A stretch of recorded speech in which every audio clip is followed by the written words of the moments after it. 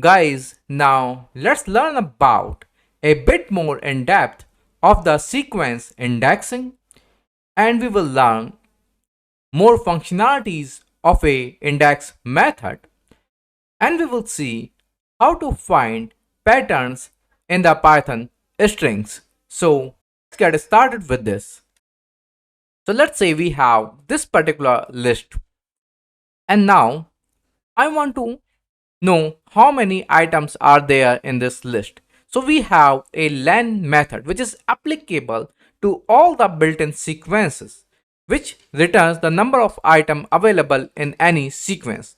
As there are 10 items in this list, so it has returned that, and the same thing if you apply this s on this string, it will return the total number of items which are there in this string. As there are 24 items, so it has returned that.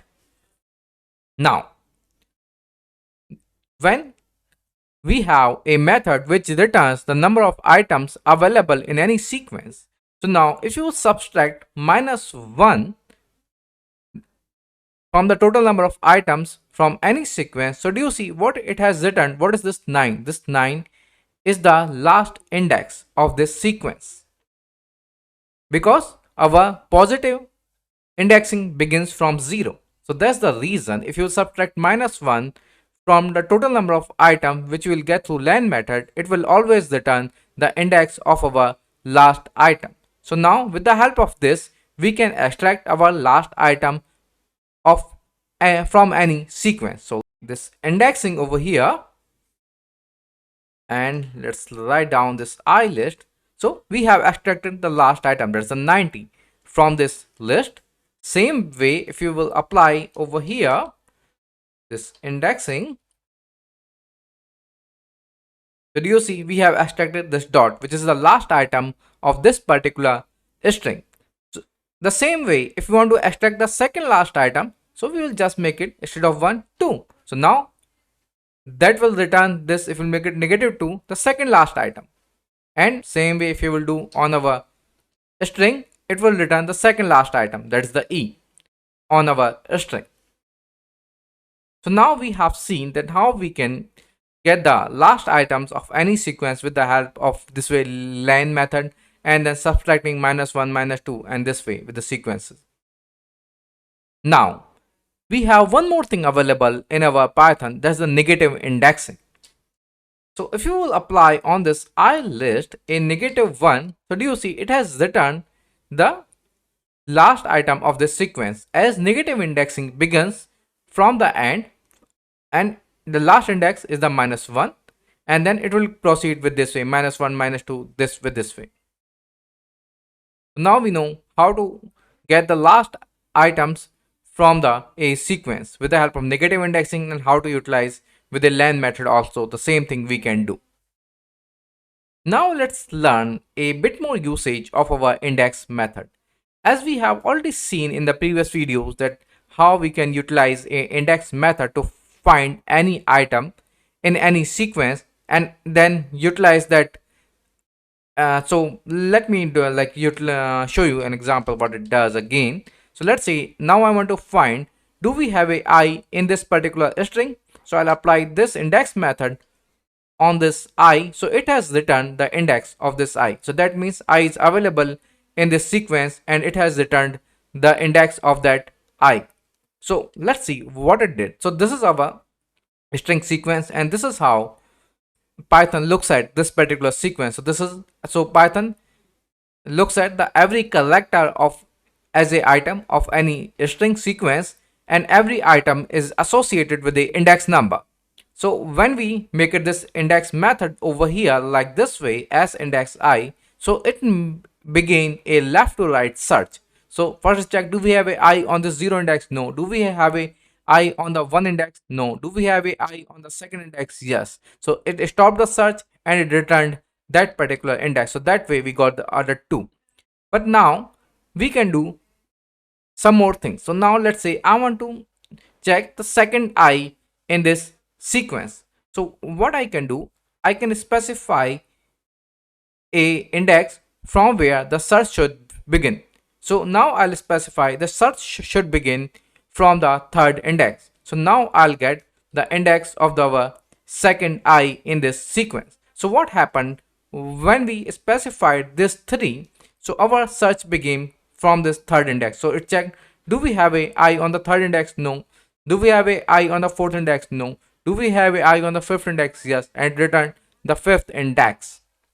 But as well as we can make a search of a item with the help of index method within a specific range of any sequence. So now let's say I want to search I between this how and it. So between this how and it. So what I'll do, I'll start my search from I. So sorry, from this H. So first I need to mention the index of this H, and that is the 8th. And now I will mention the index wherever I want to end this search. So as I want to end this search on this T, so I should mention the 13. But whenever we mention this range in a index method, it doesn't include the last item. So we will add 1 it. So I'll add 14. So then only our search will happen up to T. So I'll add 14. So now it find our index of the I, that is 12, and this is the index of this particular I. Now when we have specified this range, so now let's see what will happen if I'll make it this range up to 8 and 12. Let's make it. So do you see what has happened? It has raised an error that we did not find I, because our search has stopped one item before of that over here.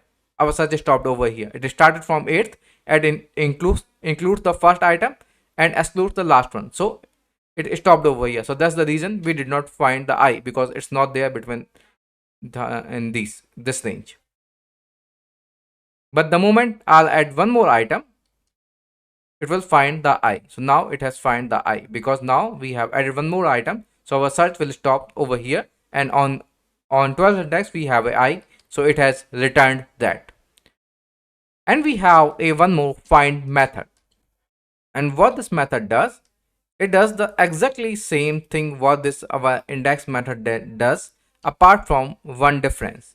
So do you see, it has returned the same way the index of I. But now let's make it reduce that. Let's make it the search up to 11 and up to 11, because I is not there within those ranges.